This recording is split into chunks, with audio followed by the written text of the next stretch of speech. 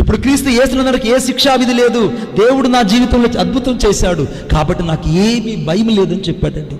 చూసారా, దేవుడు మధురమైన వచనాలతో ఆదరిస్తే ఎలా ఉంటుందో చూడు. ఒకవేళ డాక్టర్లు నీ గురించి ఏదైనా చెప్పారేమో, ఒకవేళ డాక్టర్లు నీ గురించి ఇంకా గొప్పగా అబద్ధాల మాటలు చెప్పింది ఇంకా డిప్రెషన్ గురి చేశారేమో, నీ కడుపులో గడ్డలు ఉన్నాయని చెప్పారేమో, ఒకవేళ నీకు పిల్లలు కలగరని చెప్పారేమో, ఒకవేళ నీ జీవితంలో ఏవి జరగవని చెప్పారేమో, ఈరోజు నోటితో పలుకు, యేసు క్రీస్తు నామములో డాక్టర్ నా గురించి చెప్పిన ప్రతి మాట రద్దుపరచబడునుగాక.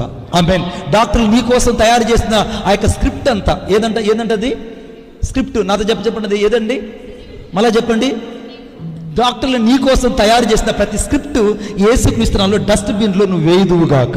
ఆమేన్. నీ గురించి పలకబడిన ప్రతి మాట యేసుక్రీస్తు నామములో ఈరోజు నిరర్ధకమైపోయి నీకు ఆశీర్వాదం కలుగునుగాక. ధైర్యం తెచ్చుకో. దేవుడు తన నోట నుండి వచ్చే శుభవచనాల ద్వారా, దేవుడు తన నోట నుండి వచ్చేటువంటి మధురమైన ఆదరణ